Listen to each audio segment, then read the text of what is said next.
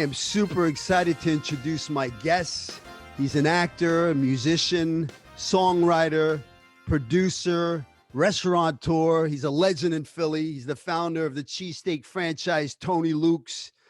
Some of his film credits are Gotti, 10th and Wolf, Invincible, The Nail, The Story of Joey Nardone, which he wrote and produced, and he played Joey Nardone. He's a great friend of mine. I'm super excited to introduce Tony Luke. Welcome to Hollywood Dreammaker. Billy, it's so great to be here. It is so good to see your face, my friend. It's good to see So your good. face. It's been a minute. We've been, I don't know, it's been, Jesus, 10 years maybe? Maybe about 10 years, yeah. And you've been doing so much. We've both kind of we've been on this road. And, you know, the road takes you, that's the one thing about life that took me a long time to understand. You can focus on the journey, but you still have to be open to the fact that it may not go down the roads you want it to go down when you want it to go down. And if you're open to that and you embrace those roads and you understand those roads, that road doesn't necessarily mean it's going to take you out of the place that you're trying to go. It just means that there's something here that you need to learn in order to get closer to the road that you want to get to. I love that. You know, listen, I created the Hollywood Dreammaker podcast to inspire young artists to follow their dreams. You know, if a guy like me from Brooklyn, New York, from a broken home can come out to Hollywood with $200 in his pocket and become a working actor for the past 35 years and make the dream a reality, you know, anybody can do it. You know, if it's truly in your heart, it's your passion, then, you know, go for it. You know, Absolutely. so it's about inspiring actors, you know, anybody, you know, people that want to be a stuntman, the people that, you know, any part of Hollywood that have that dream. I want to become part of that Hollywood machine. And, you know, we met what? We met on a film called 10th and Wolf. Wolf, yeah. Yeah, 10th and Wolf was probably 2006, I believe. Yeah, 2006. 2005, 6. And we were both in the film. We actually had a scene together, which was cool. You know, that's a scene where I killed Dennis Hopper and you set him up. You're sitting there mixing a martini or whatever you're doing over there. And I come out of the closet and pump a bunch of bullets into him. You know, I still have that poker table with all the bullet holes. It's in my No, bathroom you over here do at the studio. not. Yeah, I shipped it out. I brought it. That's freaking awesome. Yeah. So I mean, you know, we kind of hit it off immediately when I first met you. Yeah. What do you remember about that? About meeting you or about the whole experience? Yeah, just about the whole experience, about 10th and Wolf, working on that film.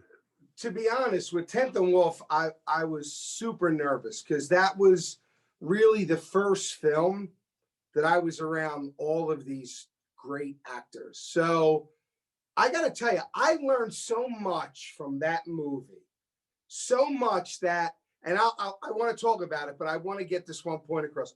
I learned so much in 10th and Wolf that it got me the role and the recognition of the movie Invincible because of what I learned on 10th and Wolf. And I learned a very, very important lesson on that movie. It was actually life-changing for me in a lot of different ways.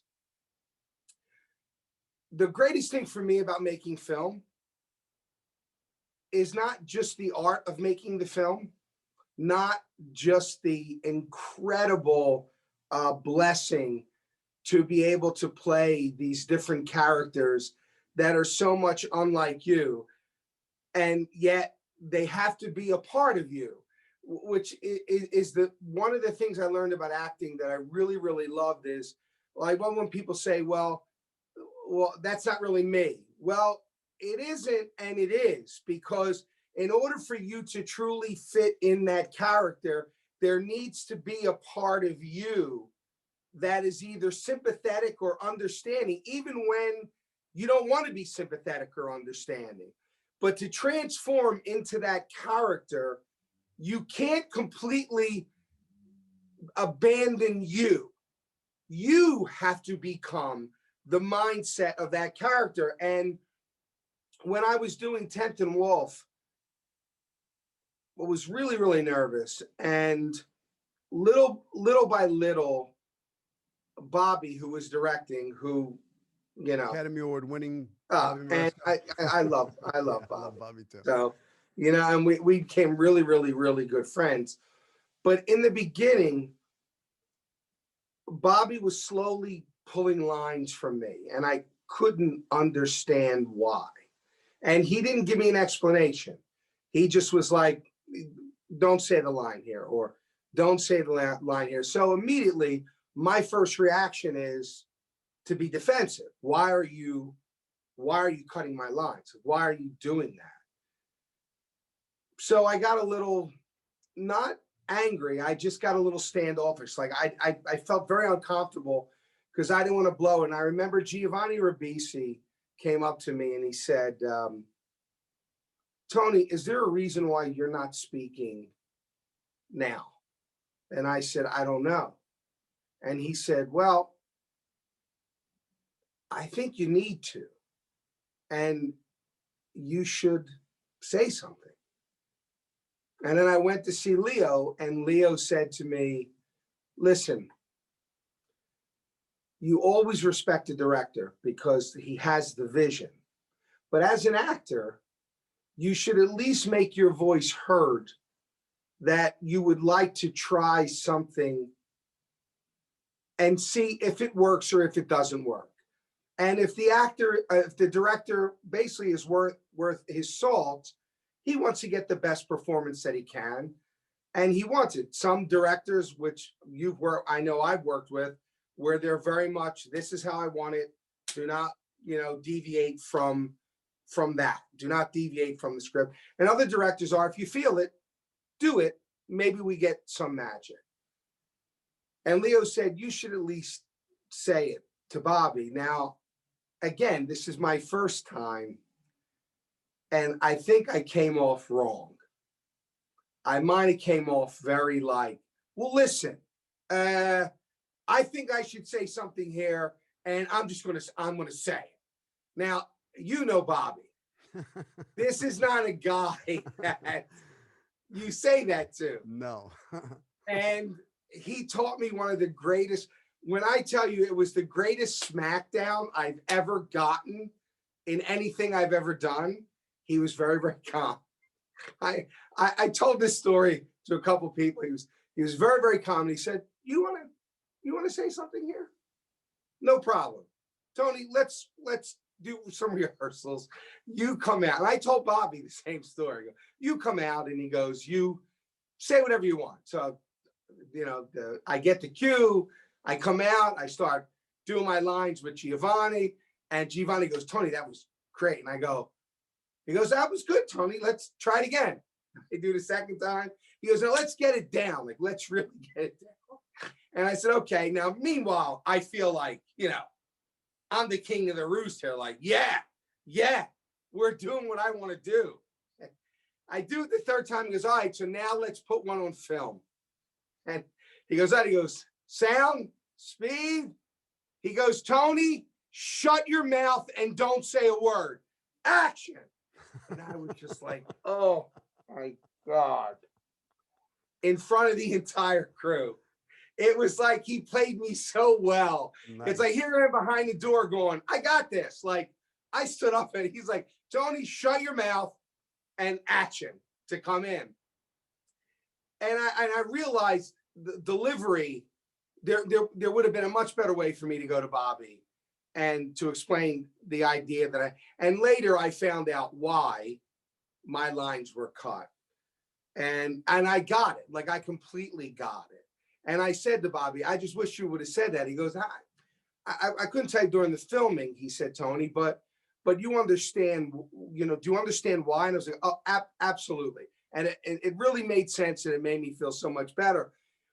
But that movie gave me the confidence going into Invincible.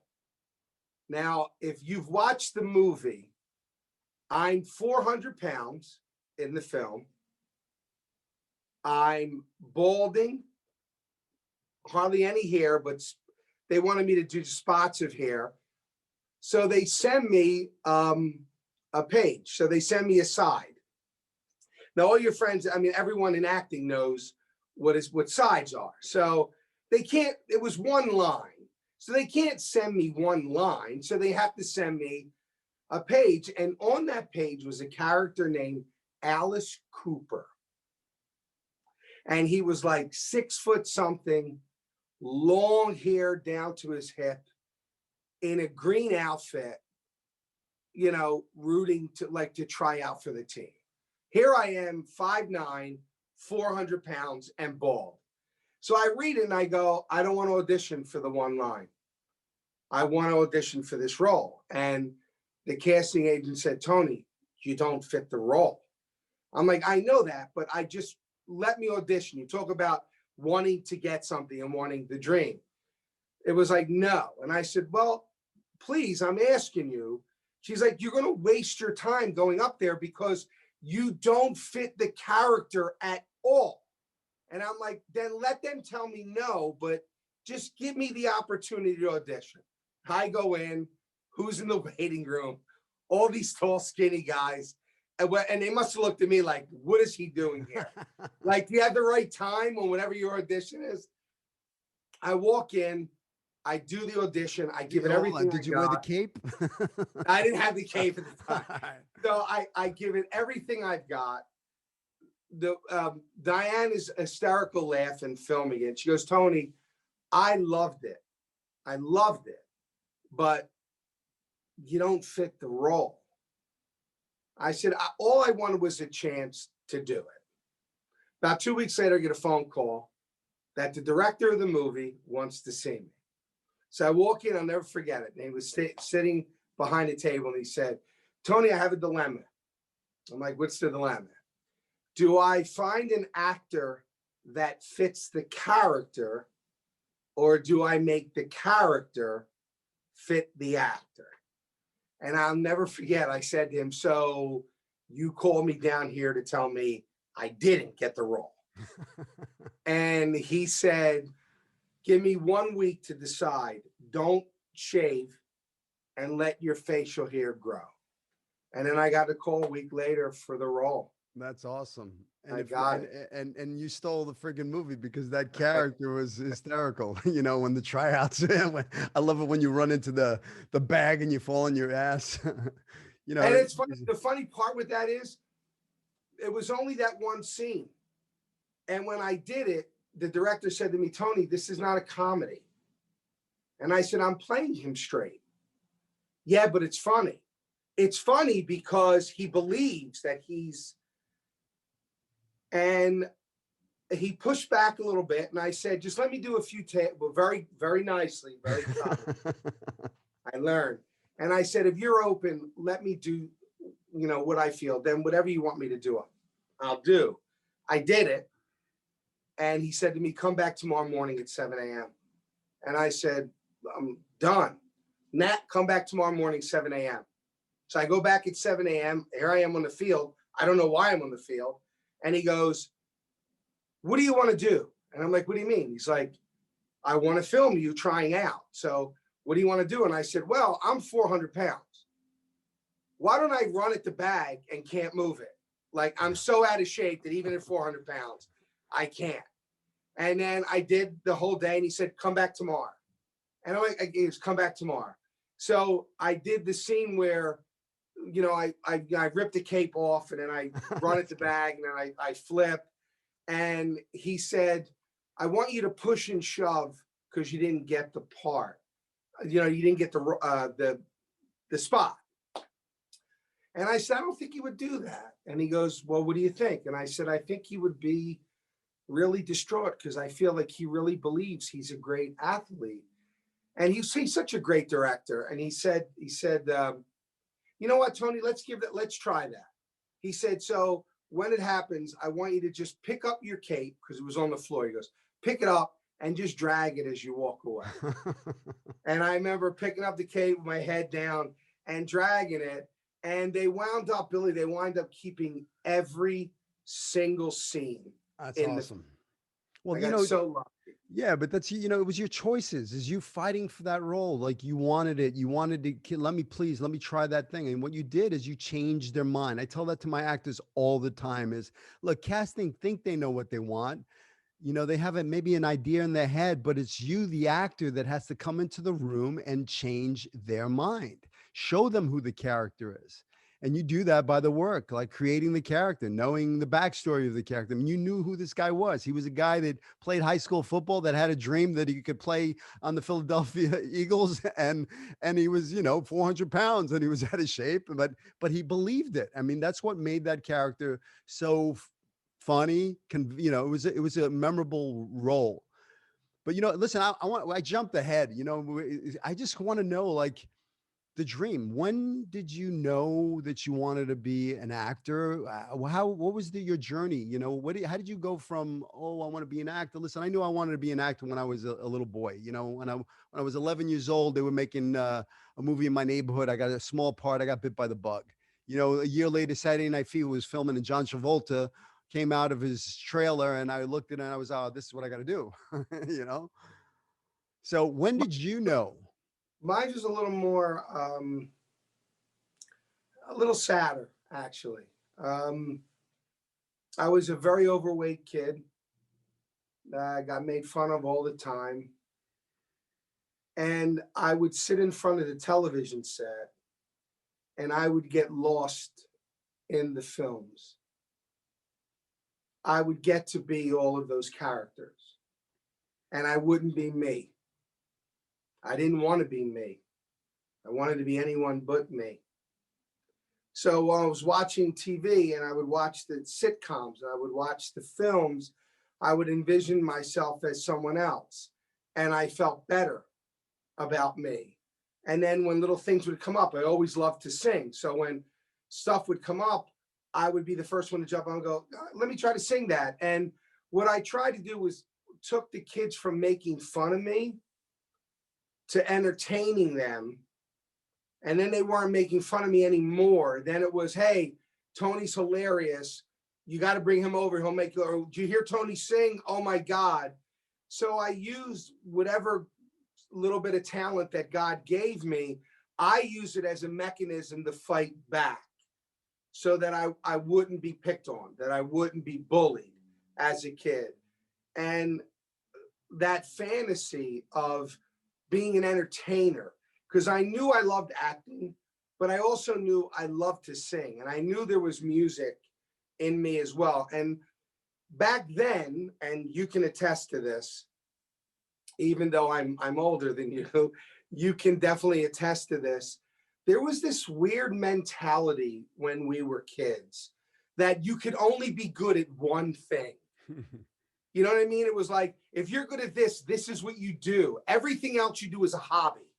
It's just a hobby.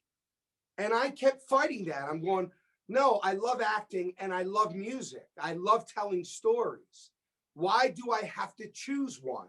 Why can't I do what I love to do? If I put 100% in on everything that I'm doing, why can't I do it?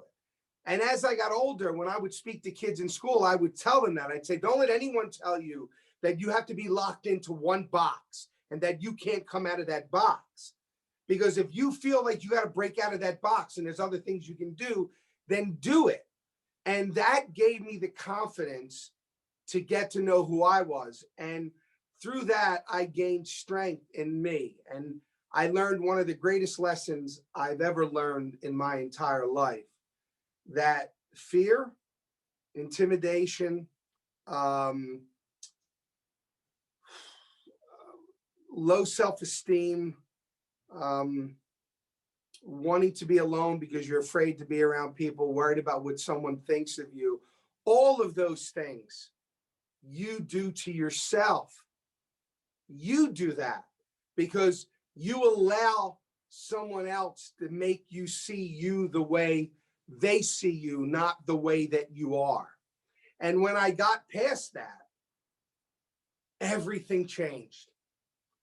Confidence in my music, confidence in acting, confidence in writing, because it was like, this is me. If you think I'm too heavy, not my problem. If you don't like that my head is shaped, not my problem. If you don't like the way I speak, not my problem. Those are all your problems. They're not my problems.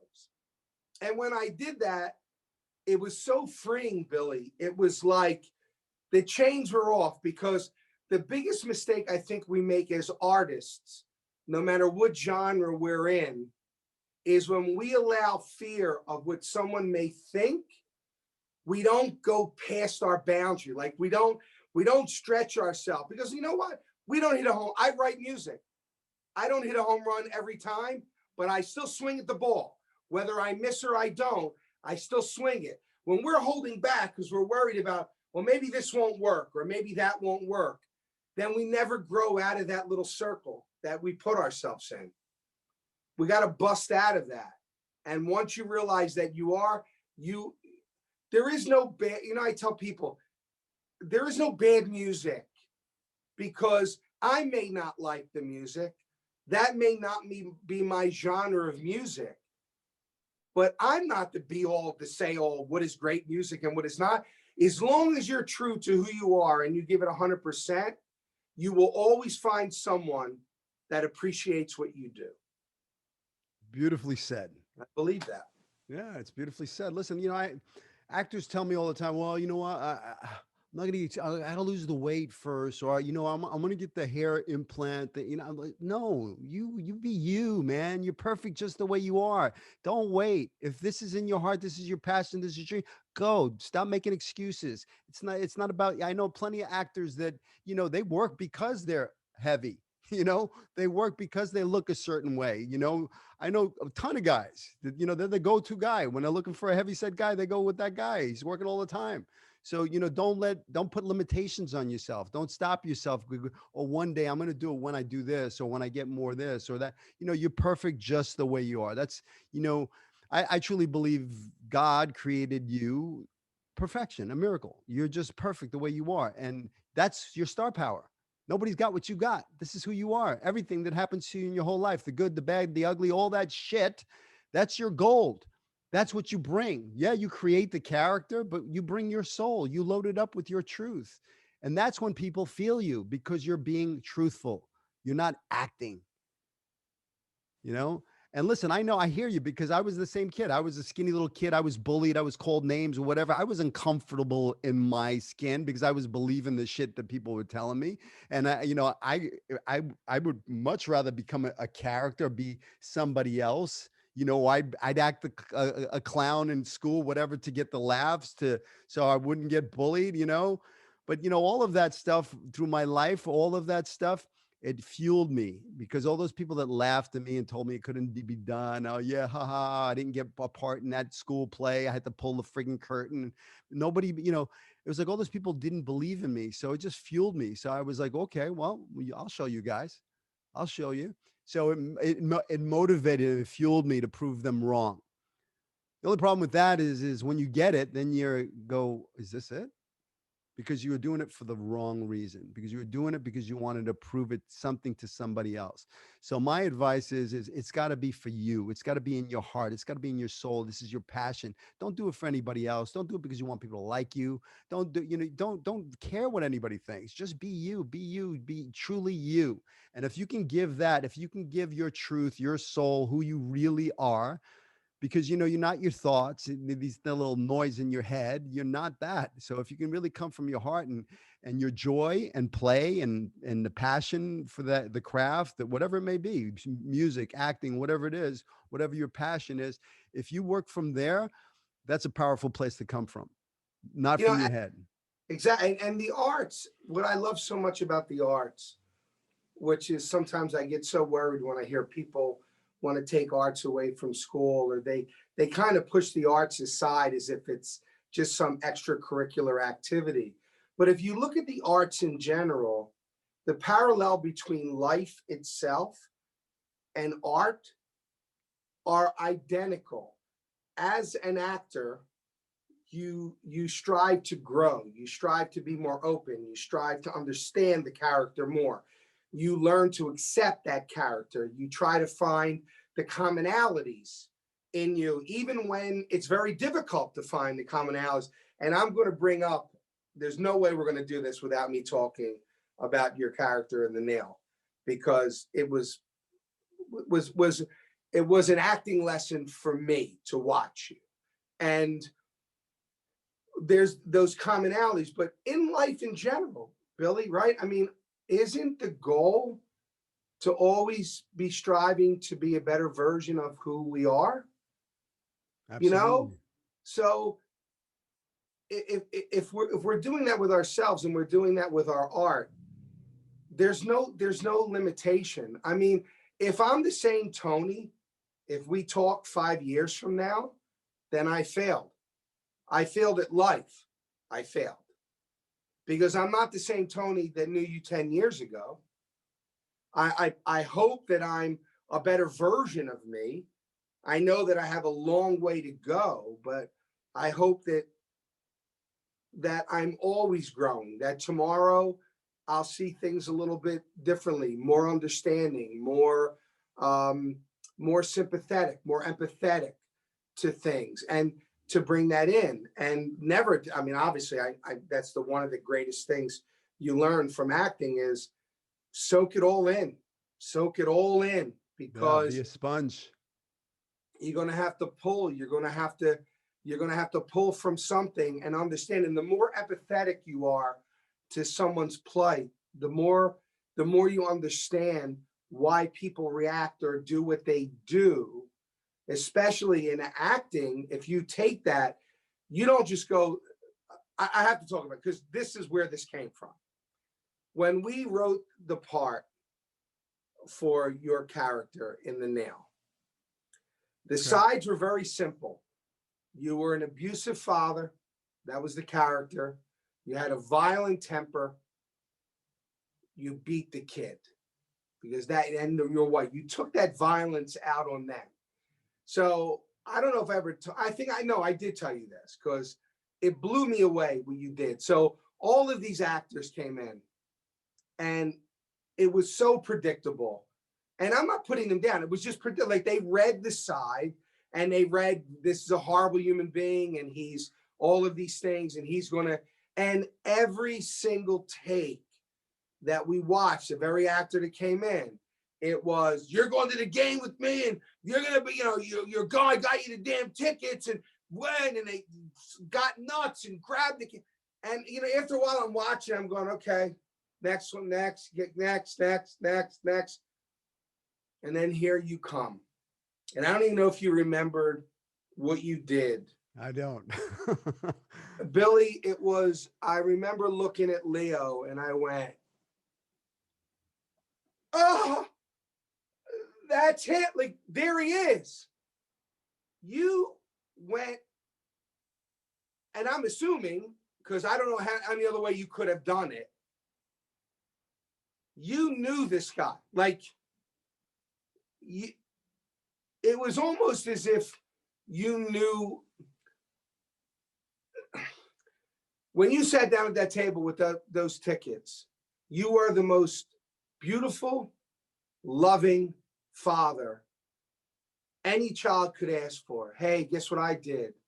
Guess what I got? I got tickets to the game and we're going, me and you. Yeah, well, Dad, I got plans that day. No, it's me and you. We're going to we're going to the game. I love you. You're my son. I love you. This is my time with you. You were so sweet. And he's like, no, I got things I'm going to do. And you were like, and then like a switch in your eyes, you were like, I got the tickets for the game. You don't appreciate what I'm doing. No, it's not that. Well, it is that. And then all of a sudden, there it goes. It wasn't this crazy man who liked beating his child. It was this man with this pride in him and the way he thought things should be. And it wasn't his son to him saying, I don't have time to go to the game. In his head, he heard, you're not important enough, Dad, for me to change. And I said, he just gave the father, the whole character of this, the whole mindset of this character is he loves this kid. He really believes in his mind that this is the way he's supposed to raise this child. Do you remember what you said to me last shoot?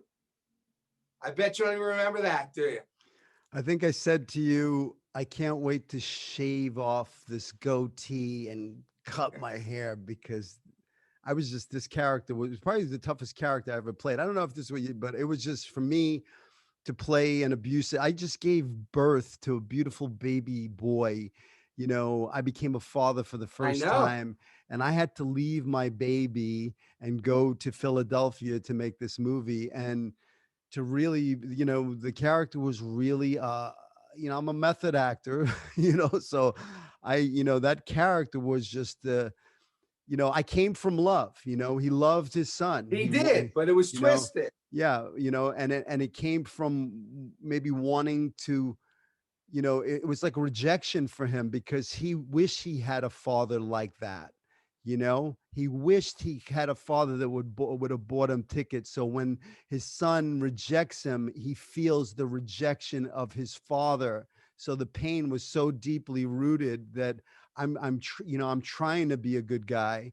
I'm doing this out of love, but then you angered me because you hurt my feelings. You know, I just want to be loved. You know, so I couldn't look at the guy as a bad guy because it was kind of written a little one dimensional, you know, like he was just abusive, you know, you know, and I didn't see the character like that. Saw him as a father who loved his son and he beat him because he wanted to make him a man.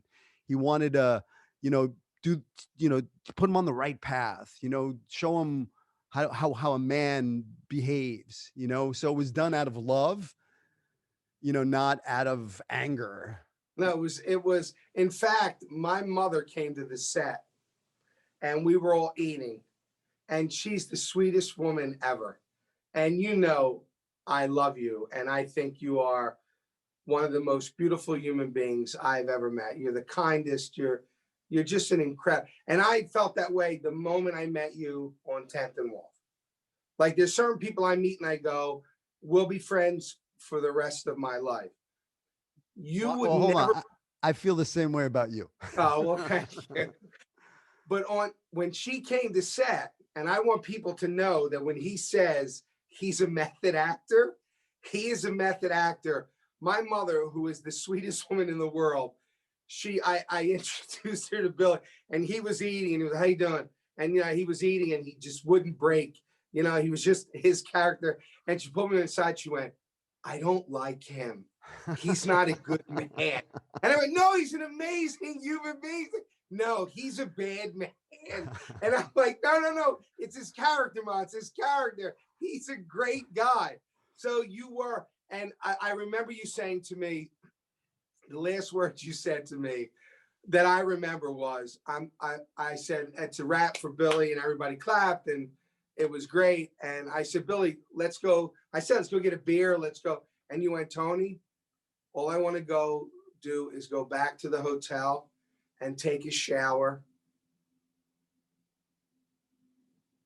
Oh, you can edit it out or you can beep it out. But you said, I just want to go home and take a shower and wash this prick off of me. That's what you said to me. I just want to go take a shower and wash this prick off of me. Because I was living that prick for months. Yeah. You know, I felt like it was like I was so relieved when it's a wrap. I can, you know, I mean, I became the character, you know, I walk like him. I had the accent, the hair, the thing, the whole thing, you know, that I had become another person during that time. And it was tough. It was a tough role. I mean, the scene where I'm beating that kid down and, you know, Oh, it's so hard to watch. Yeah. There's people that literally turn away during that scene.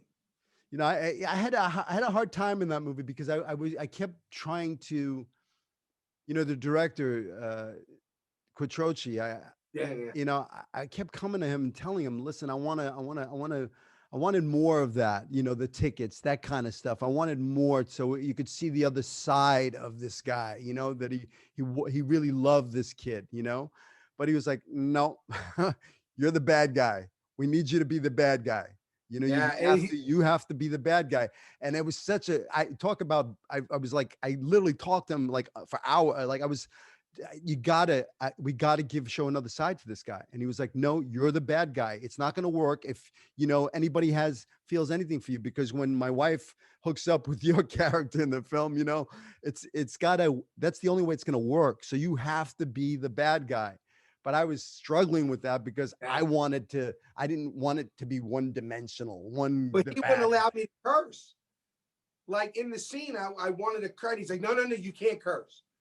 And I'm like, no, I'm me. He goes, no, they have to love you. Like, you're, the soul of Christian virtue. Like, you can't, like, they've got to hate him and they've got to love you, or it doesn't work. Yeah. And I was like, but I can't even say Atlee is no, you can't, you've got to pull back. So he did the same thing with me wanting to show a little bit more of a tougher side. He is like, no, you can't be that guy. He knew what he wanted, and I think the film worked because the chemistry worked between all of us. It just worked. Yeah. And it had a good cast. I mean, the film did. It's got a 4-star rating on Amazon. They still watch it. If nobody has seen the film, it's called The Nail, the Story of Joey Nardone. It was written by Tony Luke. It was produced by Tony Luke, and Tony Luke stars as Joey Nardone. And you did an awesome job in that film. I mean, the character, what you created, it was beautiful work. Really beautiful work. It was an honor to work with you. I mean, it's kind of crazy on how that happened. We worked in like 2006 on this 10th and Wolf. And, we kind of, look, 10th and Wolf had a great cast. It had Giovanni Ribisi, it had Brad Renfro, it had Brian Dennehy, Leslie Ann Warren, Dennis Hopper, Tommy Lee, Dash Mihawk. It had such a great cast. The actress that played, who's the actress? Parabo. Piper Parabo. Piper Parabo, yeah. So, it had such a great cast, and we had so much fun. I got to tell you, some of the most memorable, I have some amazing memories from that film. I don't know, I hit it off with Dennis Hopper. Me and him kind of became like best friends.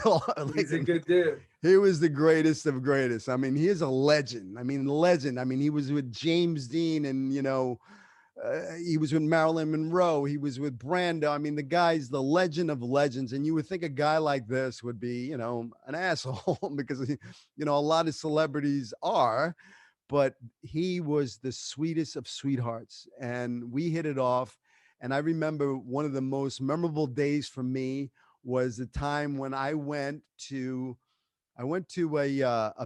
we were in Pittsburgh. So we went to the Andy Warhol Museum. They were doing an exhibit of a film that he did with Tarzan and Jane or something like that he did with Andy Warhol. So now we're at the Andy Warhol exhibit and we're walking around the thing, and they have this little glass thing with little picture frames, where you put the dollar in and you get the 4 pictures, Yeah. And I'm looking at the glass case, and there's Dennis Hopper in the friggin' 70s, 60s, or whatever. There's pictures of him in this glass case. And then when we walk out, there's a photo booth where you put the dollar in. So I said, Dennis, come here. Let's get it. Come in here. And me and him jump in, and I'm feeding the dollars, and we're making goofy faces and stuff like that. I'm here with the legend. All right. Yeah. Then after that, we went to a Pittsburgh Pirates game. Okay. And then after the Pittsburgh Pirates game, we had a poker game. You remember the poker game? Yeah. You were there? It was me, you, Dennis Hopper, Bobby. We had the greatest poker game. I lost my shirt to Dennis Hopper. I didn't care. It was just an amazing day. That's one of my favorite memories, the poker game. Yeah, we had a great time on it. That film was interesting. That had a great cast. It had Giovanni Ribisi, James Marsden. That's right. Jim was in that as well. Yeah. So, Brad Renfro, God rest Brad Renfro's, he was such a powerful actor. God. Such a talent. So talented. Oh my God. Can we talk about that a little bit? Because I know, listen, Brad Renfro OD'd.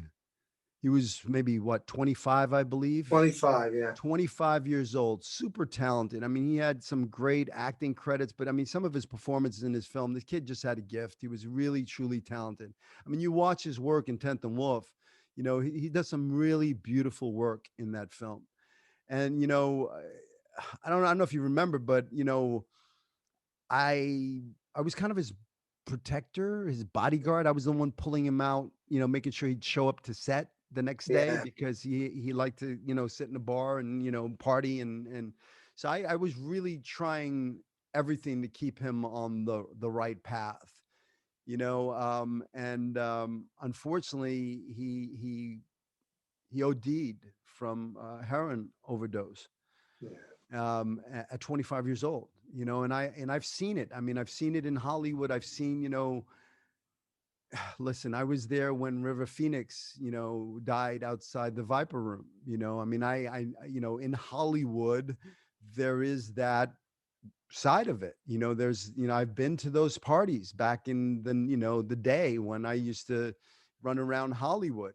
And, you know, fame is, you know, sometimes a double-edged sword. You know, some people don't know how to deal with fame, and you know, they turn to drugs, and I've really seen heroin destroy many lives. And I know, you know, firsthand what that feels like, you know. And I know you recently lost your son to a heroin overdose. I did. Yeah, I'm so sorry for your loss, Tony. Thank You you. know, and I'm really proud of you, because what you've done is you've really become a voice for, you know, an advocate for, you know, I think it's what is the hashtag is brown. And Yeah, we tell me did about it. when it first happened. The one thing that I feel blessed that happened was before Tony died, I got it. Like I didn't get it prior. I didn't really understand what addiction was. I didn't understand what self-medicating was. I really didn't understand it. But as it went along, and that would be we'll cut it really short because that could be an entire other podcast. Um, but when he died, obviously you just want to die. I mean, I don't have, I couldn't put it any plainer. You just, it's over. You know, you carry your kid to a grave. It's, you know, so two things happen.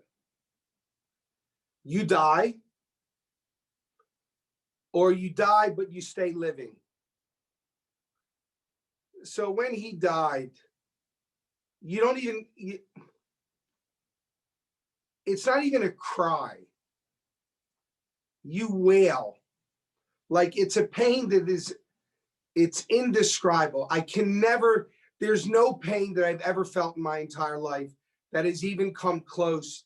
It's a gut wrenching, soul ripping pain that comes out of you in a wail. You wail. You don't even cry. You wail. And I realized that you just want the pain to stop. So any way that you can make the pain stop, you do. And it's funny because it made me understand my son, because he just wanted the pain to stop. And that's why he self-medicated. And at that point, I was like, I'll do anything other than wake up tomorrow. Like, I just don't want it. And now I have two other children. But you don't think that in that moment, you just want to die. And I remember stopping everything for, I think it was about 3 months. All you do is you sit on the couch and you cry, and then you fall asleep on the couch crying, then you wake up on the couch crying, and this is the cycle that just never, it doesn't end. So after the third month, I went to the store, to one of the restaurants, and I knew I had to do something. I didn't know what. And an elderly gentleman came up to me. This really changed everything. And he said, Tony, because when he died, it made every newspaper and I got bombarded. It went everywhere. Magazines were like, everyone was calling. So I knew that his death made an impact as far as people looking at it. So I could have shunned away from it, which I did. But then when this older guy, and I was sitting at the table and he said, hey, I saw in the news your son had passed away a few months ago. And I said, yeah.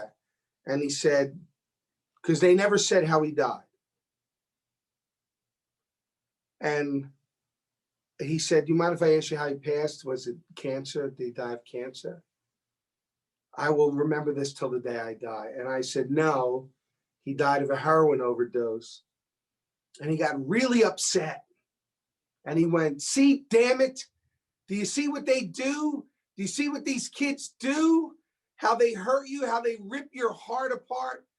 And all I could think of was, wow.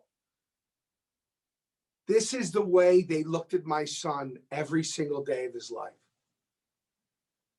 Like he had to live with knowing that everywhere he went and everything he did, that's what everyone was thinking.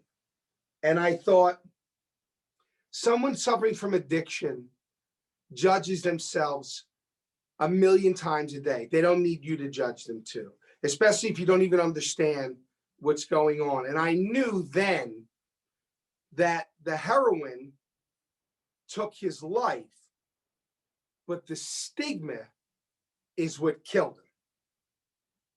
And I knew that they didn't need another foundation, another fund to put into for rehab. Like there was tons of them, and they're always doing. I said, God is telling you, you have to make people understand what addiction is. Like they don't get it. They have 40 years of what addiction looks like from movies and TV shows, but they don't really understand. They don't understand the mental aspect of addiction. They don't have to agree with me, but I just want to at least open up a line of communication so that people can at least hear me. So that's what I did. And I started and I spoke. And then I got phone calls from parents all over the country calling me and saying, what do I do? I lost my son. I lost my daughter. And I said, listen to me.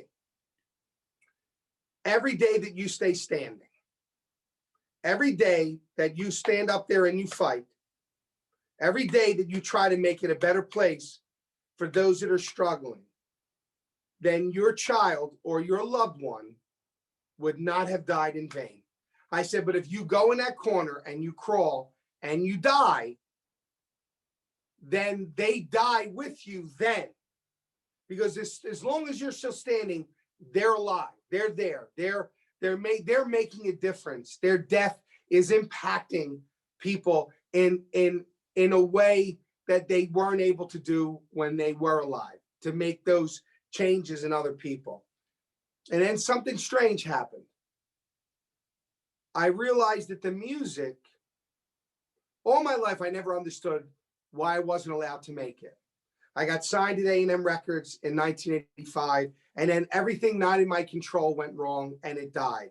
Then Island Records picked me up and everything out of my control. And I remember saying to God, why? Why would you give me this gift to write music, to play music, and then never allow me to do it? Like, why would you do that? Like, I've done everything I'm supposed to do. I put in the work.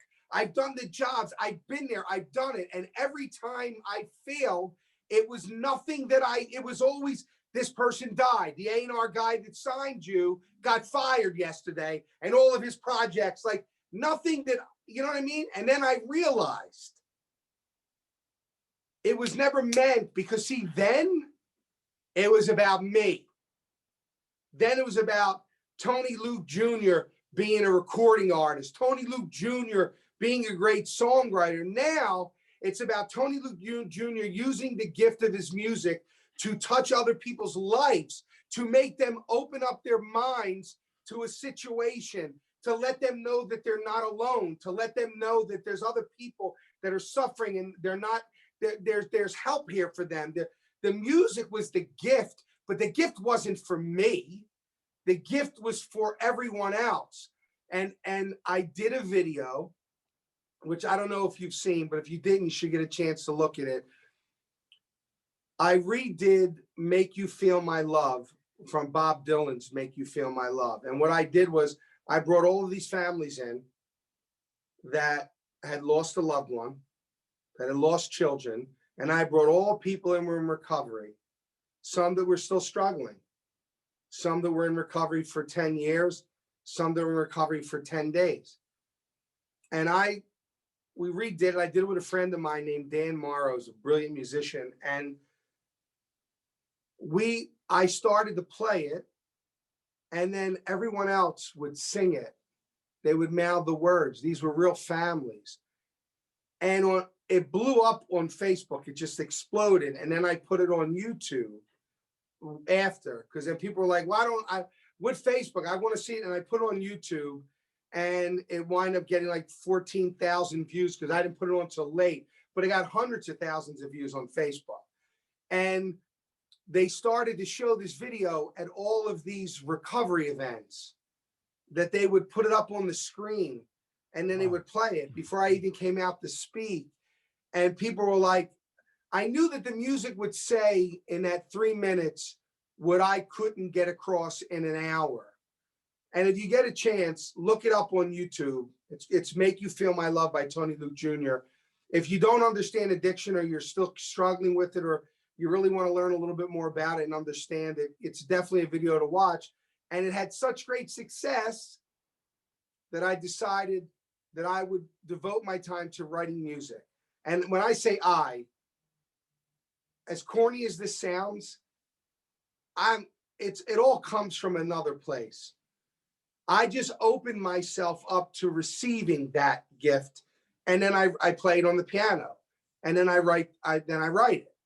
And God has put a lot of amazing musicians in my life to help me. So I put all of these songs together, and I went to a brilliant producer named Joe Nicolo, who owned Rough House Records, who's responsible for the Fugees and Criss Cross. And, you know, he's the one that produced Billy Joel's Make You Feel My Love and River, like all of these. And he said, Tony, what do you want to do? I said, I just want to lay these tracks down, and I'm going to release them. And I believe that if God wants 10 people to hear it, 10 people will hear it. It's not about me. It's not about being famous.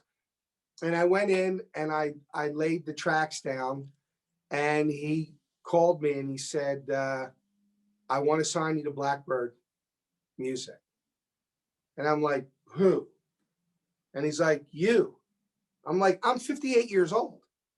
No one gets a record deal at 58 years old. That train left the station decades ago. And he went, no, this music needs to be heard.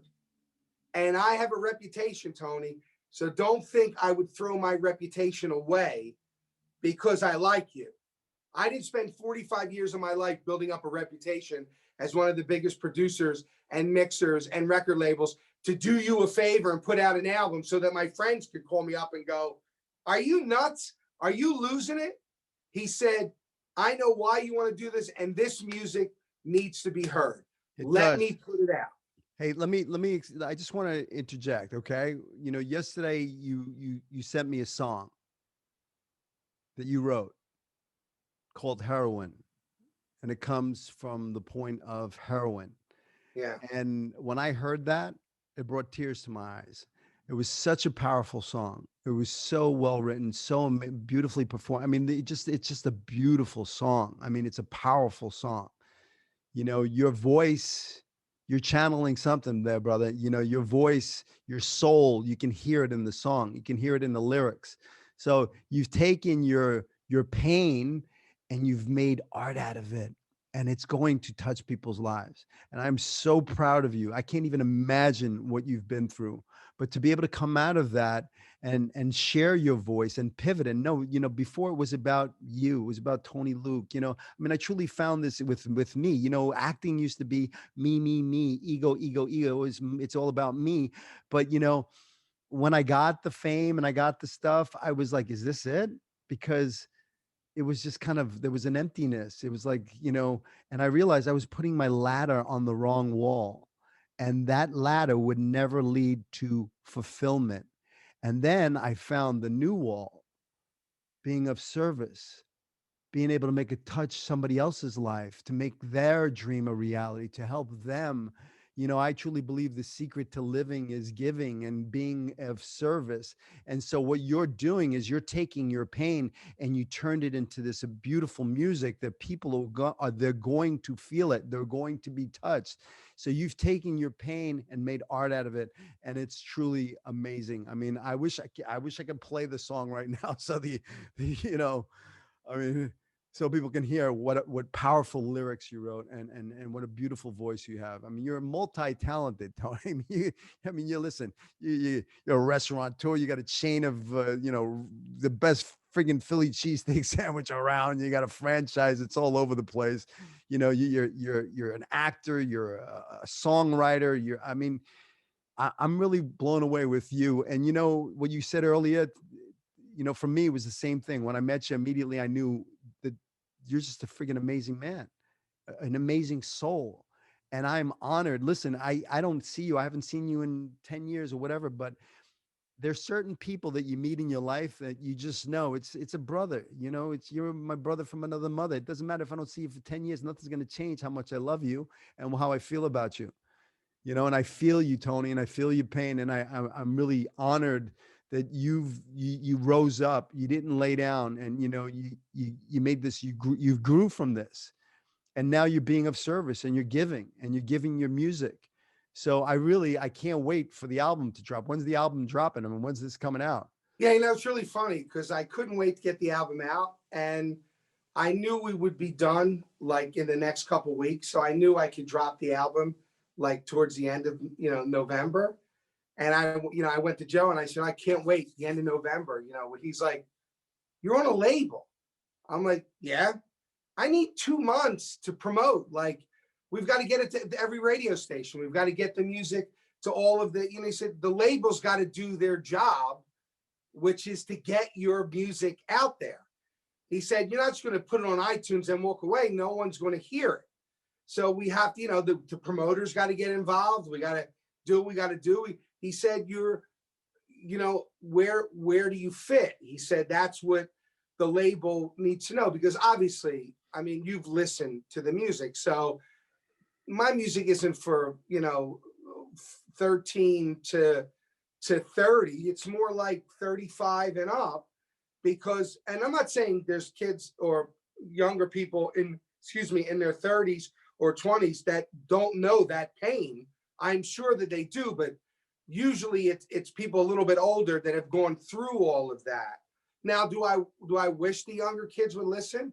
I do, but see, here's my mindset now, Billy, and it really is. I do it for the right reasons. And I always say, it's weird. I say a prayer all the time. And I pray that God will open up the doors and break down the barriers so that people could hear this music that I know is coming from someplace else, not from my ego, so that they can listen. And I also know, Father, if it's 10 people or 10 million that you want to hear this, it'll happen, because in the end, and I believe this, it's not my will, it's his will. This was the time. All those years of music, all those years of doing what I did was for this moment. I just didn't know it because I was so into my own self. I couldn't see anything else around me.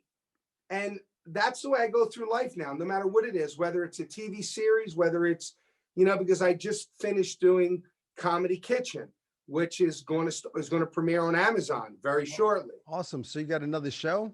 I've had another TV series. Yeah. So you've it's had, a great hold on. You've had a couple. You had, you had the Franken food. food was on Spike TV. Yeah. And then you had it, weren't you? I mean, I know you beat Bobby Flay in a That was Philly food cheese. stuff.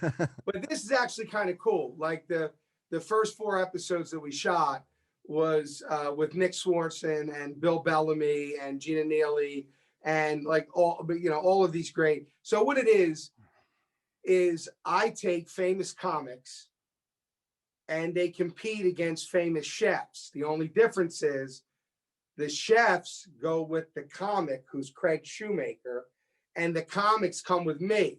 So they want to do a dish, I teach them, and then they feed this panel, and then the panels judge them, and then the chef comes out and does 3 minutes of stand-up, and then he gets judged. And in the end, did I teach the comic to be a better cook, or did Craig teach the chef to be a better comic? And the show is hilarious. It's hilarious. Absolutely hilarious. So when is it coming out? Well, COVID stopped everything. Sure. It stopped the filming. We shot in LA.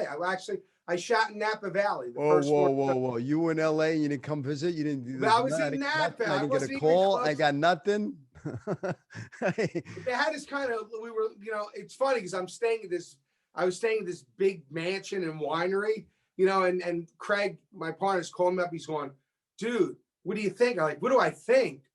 I'm in a 15-bedroom home on a 100-acre winery by myself. He's like, yeah, isn't it beautiful? I'm like, it's Shawshank Redemption. I'm from the city. This isn't beautiful. I said, there's no curtains. How are there no curtains? Not one window has a curtain. I literally slept with a chair under the door in the bedroom with a butcher knife next to me. That's how nuts I am. I'm like, no one's around for miles. Yeah. And he thinks that's heaven. I'm like, no, that's hell from a city kid. You're a Philly boy. Oh, yeah. Listen, Tony, I love you, brother. It's so good catching up, man. I want to thank you. I know it's last minute and I asked you to be on the podcast. I thank you so much for, coming on and sharing your story and sharing your journey. I'm really proud of you, brother. I know you've been through some tough stuff and you're coming out the other side and you're sharing your voice. And listen, just a final thing, if you had some advice to give maybe the younger you or aspiring actors, what would that be? Get out of your own way. Get out of your own way. Take the ride. Stop driving the car. Be the passenger. And just have confidence in what you do, but understand one thing. This is what I would tell myself.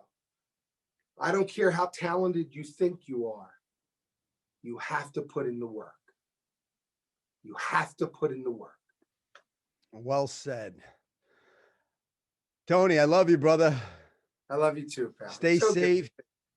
So good to see you. I miss you. I wish I could give you a big hug. Virtual hug. Too. There you go. All right, brother. Take care. I love Talk you, man. soon. Love you. You got it. Maybe when this is all over, COVID's all over, we can get together. Absolutely. I'm down with that. All right, brother. Take care. Take care. God bless. Oh, man. All right. That was awesome. That was awesome. Yeah. I'd love to actually, if you want, later, it's probably not going to be till like January. I'd love to come on and talk about the album. Yeah, sure. Absolutely. I wish I could. I thought I had an idea. I was going to play the song, but I don't know. I didn't want to I didn't know the quality, how it would be. Over the phone, you won't really hear. But we'll do something for the show, something special where, in fact, I'll tell you what else I would absolutely do if you ever wanted it. If you're ever dealing with any students that are just, struggling a little bit about that, I have no problem doing a Zoom and talking to them as well. Awesome. Whatever you need, man. I'm here for whatever you need. I just really can't stress enough how fucking good it is to see you. It really makes my fucking heart smile. Yeah, well, I feel the same way. Yeah, Yeah, really so does. you're only a Zoom call away, brother. Yeah, that's true. And That is. I mean, that's I the beauty. promise I'll be in Yes. touch more. Don't be a stranger. And listen, this is gonna be, let's see, Tuesday. This Tuesday, I have an episode coming with my old acting teacher. My acting teacher when I was 15 at Lee Strasberg. No, I got him on the show. that's awesome. Yeah. So, he's 82. He's Uh, still teaching at Lee Strasberg in New York. wow. Yeah. So that was fun. I cast him in my movie 20 years ago too. So I mean, we like every 20 years I hook up with him. But I love it. his episode is dropping Tuesday, and then I do my podcast come every 2 weeks. So the following 2 weeks will be this podcast. Now, where do you do it on your website? You do it on your social media? It's everywhere. It's Apple Podcasts, Stitcher, Spotify. Yeah, just shoot me the links before the show and I'll Yeah. blast it out. And what I'm also gonna do is I have a YouTube channel that I just created. Oh, Yeah, so I'm taking the video element and I brand it and I put it up there. So this will be up there on my love that. YouTube channel. Also, I create these little snackables, kind of teasing the audience, whatever, take a quote from something you said and whatever. So if you have maybe like a publicity picture or a couple of pictures that you want to send me, I can have Yeah, the team of people that I have that do that stuff for me, put something together. I'll email you some pics. Yeah. So, sooner than later, because this is going to be like literally 2 weeks from now. So I got to start I'll working. take care of it tomorrow, I promise. Awesome. I'll get it to you. God, you look unbelievable. God bless you. Thank you, brother. You really do. You've never seen my studio. You haven't been. No, it's freaking awesome. Yeah, it's my. I wish I could give you a tour. Now, where are you located? I'm in Manhattan Beach. Okay, I love Manhattan Beach. Yeah, I'm right in the beach. That is awesome. I can walk to the beach from here. Wow. And Yeah. families were good. Everybody's good, thank God. It's been challenging now with COVID. You know how it is. Everybody's going through the same shit. I got a school without students. So, everything's online. I'm like zoomed out. I've been sitting here in front of this computer all day long. Oh, okay. I zoomed from 9 a.m. I had a 9 to 10, 10 to 11, 11, 12, 12 to 1, and then I stopped at like 5 and then I had to do this. So it's like, so I'm sitting, it's a little, listen, I'm grateful, but I'm sitting in the black box theater and there's no windows. There's no sunlight. It's got cold in here. So after a while sitting at a freaking computer. So, what I'm doing now is I'm creating my digital course. So everything that I teach here, I'm creating an online course. So people, wherever the hell you live, you can take my course and get some real legitimate fucking acting. How do you get your career started? What do I do? From everything. It's going to cover everything you need to do. Because I have a lot of people that knock on my door and they have no idea. They want to be an actor, but they don't know anything about the business. They're green as hell. And when I'm done with them, they're fucking working actors. I can't tell you how many times I've done that. So I'm like, well, why am I limiting myself to my brick and mortar here? Since Zoom has pushed me out, my podcast is literally global. I mean, I got listeners all over the fucking world. God bless you. So now once I want to start promoting my courses. So that's what I'm working on right now, is to really Awesome. have digital, so I can touch more people's lives. I don't want to leave this fucking planet, Tony, with leaving my knowledge that I've learned over my 35 years, leave this planet without having it there forever, So that's why I'm creating it. I want to create my destiny, I got the dream. Now I want to create the destiny. It's funny. And I know you're tired. I'll let you go with this. Did you ever hear the analogy about the balloons with everyone's name on it? No. It's a great analogy. It's a real eye opener. The analogy is they put 200 people in a room and they all blew up a balloon. It was all the same color balloon. And they wrote their name on it. And then they let the balloons go. And then they asked everyone to find their balloon with their name on it. And they looked for 2 hours and no one could find their name. No one could find it. There was 200 balloons, 500. No one could find their name.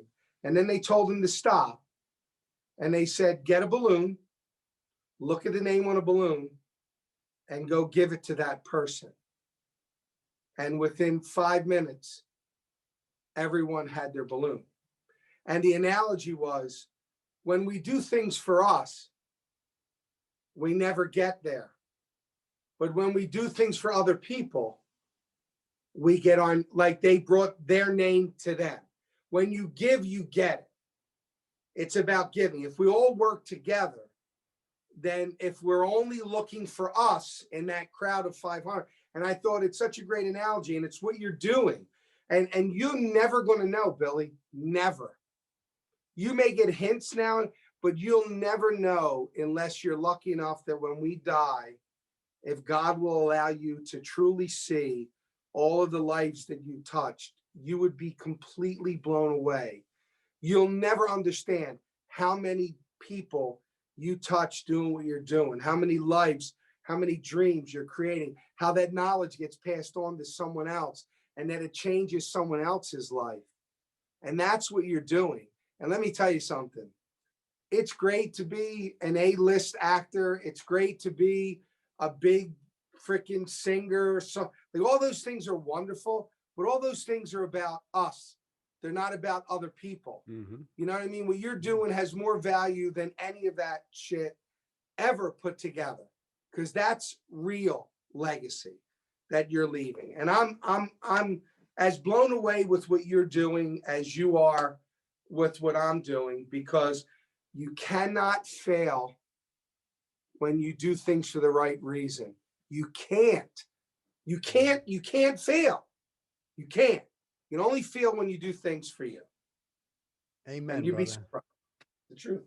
I took enough of your time. I know you're super tired staring at a screen, but it is great to see you. If you need anything from me, never hesitate to call, and shoot me the info on all the podcasts and everything. Because I whether I'm on the show or not, I still want to kind of blow it up. Awesome. I'll retweet it. Put it up that'd be on great. Facebook. Love that. I love that. I'll send it. So send me some publicity pictures or whatever, and then I'll make that stuff and I'll send it to you, and you can promote it all you want. You got it. All right, brother. I love you. Stay safe. Stay healthy. God bless. God bless. Love you, Tom. Take care, brother. Bye-bye. Hey, thanks for listening to the show. Please rate, review, share this with your friends. Subscribe if you haven't. Please take whatever you get from here, the golden nuggets, and apply them to your career. Go after your dreams with passion. Don't let anybody tell you it can't be done. I believe in you. Follow your dreams. I'll see you in Hollywood.